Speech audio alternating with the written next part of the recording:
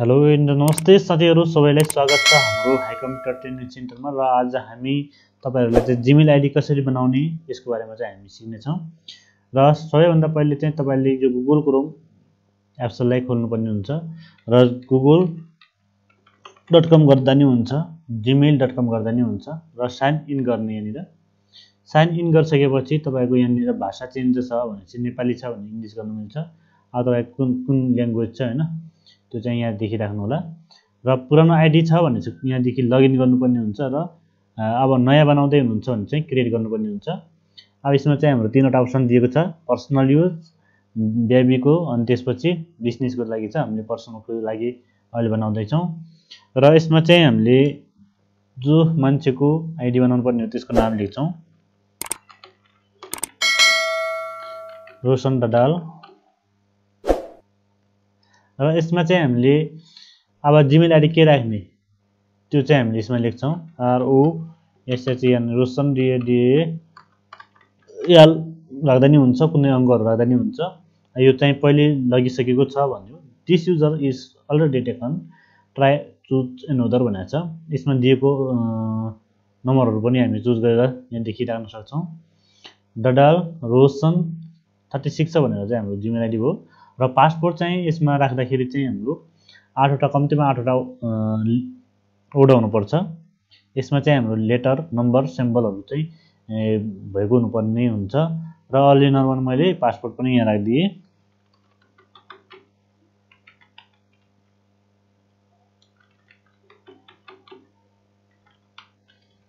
र यति गरिसकेपछि हेर्ने मान छ भने पासपोर्ट यहाँ देखि लगइन गर्न मिल्छ। शो गर्नु होला, म गर्दैन अहिले किनकि तपाईले अलि त्यस्तो देखाउनु हुँदैन। र यसमा चाहिँ नम्बर राख्नुपर्ने हुन्छ। र यहाँनिर चाहिँ हाम्रो रिकभरी इमेल भनेको चाहिँ हाम्रो अगाडि एउटा कुनै इमेल आईडी छ भनेपछि राख्नुपर्ने हुन्छ, नत्र छोड्दिनु होला यो। अनि यसमा चाहिँ कुन महिना हो त्यो पनि यहाँ जन्ममिति राख्ने हो, डेट अफ बर्थ हैन। अनि त्यसपछि मेल फिमेल के हो त्यो राख्ने हो। मैले अहिले चाहिँ नम्बर राखिदिए। अब यति भइसकेपछि नेक्स्ट अर्कोमा जान्छौं। र यहाँ देखि चाहिँ हाम्रो अब तपाईको कुनै मोबाइलमा चाहिँ तपाईको पहिले पनि यो नम्बरबाट चाहिँ आईडी बनेको छ भने कोड नम्बर दिन्छ। कोड नम्बर दियो भने हामीले त्यो कोड नम्बर मोबाइलमा आएपछि राख्नुपर्ने हुन्छ। यदि अहिले चाहिँ हाम्रो यो दिएन, अहिले चाहिँ हाम्रो फर्स्ट टाइम भएकोले यो नम्बरबाट हामीलाई दिएन अहिले कोड। अनि आई एग्री गर्ने। आई एग्री गरिसकेपछि अब हाम्रो जीमेल आईडी बन्यो। र यति भइसकेपछि अब हामीले यसमा जीमेल आईडीमा गएर यहाँ हामी हेर्न सक्छौं मेलहरु पठाएको। र पहिले खोल्दाखेरि चाहिँ हाम्रो यसरी दिएको हुन्छ, देखाएको हुन्छ, प्राथमिकता, प्रचार, सामाजिक सञ्जाल सबै कुराहरु यहाँ हामीले दिएको हुन्छ। र यसलाई हामीले यहाँ देखि काट्दा नि हुन्छ। र तपाईले यसमा चाहिँ इनबक्समा गएर सेटिङमा के मिलाउनु छ भनेपछि, प्रोफाइल फोटोहरु परिवर्तन गर्नु छ भनेपछि अहिले गर्न सक्नुहुन्छ। यो सेटिङ यहाँ चाहिँ हाम्रो दिएको हुन्छ सबै कुराहरु। र तपाईलाई चाहिँ यदि भाषा चेन्ज गर्नुपर्ने छ भनेपछि ल्याङ्ग्वेजमा गएर यहाँ देखि सबै सेटिङहरुमा गएर अनि भाषामा चाहिँ नेपाली भाषा यहाँनिर। अब यसलाई चाहिँ हाम्रो इंग्लिश राखिदिन्छौं। अनि यसलाई तल आएर यहाँ चाहिँ अनि परिवर्तन गर्नु होला।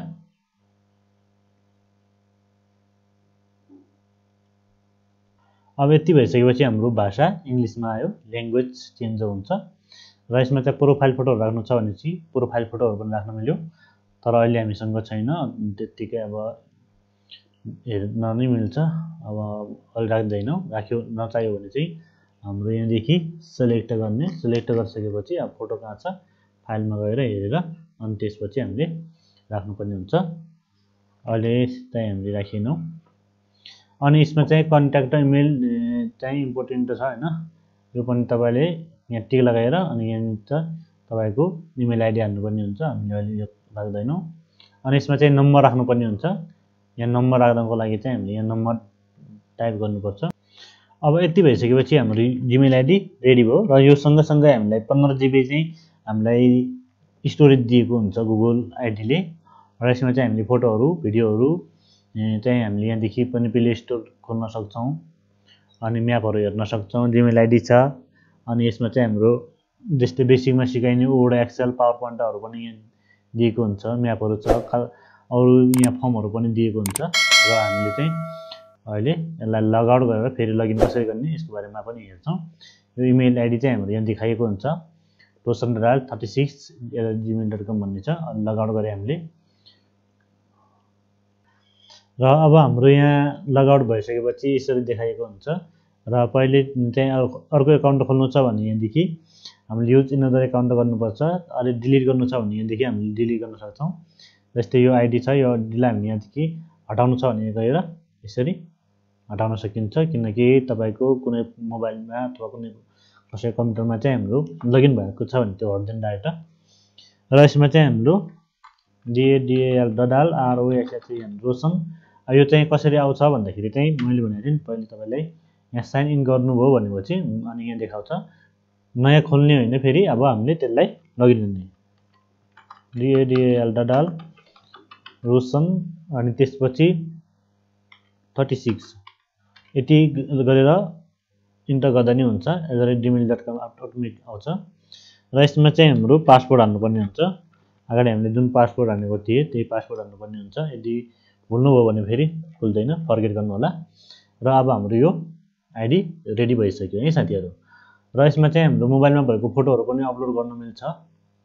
यसमा जस्तै हाम्रो मोबाइल हराउने सम्भावना होइन त्यो पनि हुन्छ, त्यो पनि दोस्रो भिडियोमा बताउने छौँ। कमेन्ट गर्नु होला कसरी अपलोड गर्न सकिन्छ यसको बारेमा। अब हाम्रो जिमेल आइडी पनि भइसक्यो। हजुरहरूले पनि यसरी गरेर हाम्रो जिमेल आइडी बनाउनु पर्ने हुन्छ। ल आएन भने कमेन्ट गर्नु होला साथीहरू। र अर्को भिडियोमा चाहिँ हामीले युट्युब च्यानल कसरी बनाउन सकिन्छ जिमेल आइडीबाट यो पनि सिक्नेछौँ। र हजुरहरूलाई कस्तो लाग्यो video? Thank you so much. Subscribe गर्नु नबिर्सनु ल।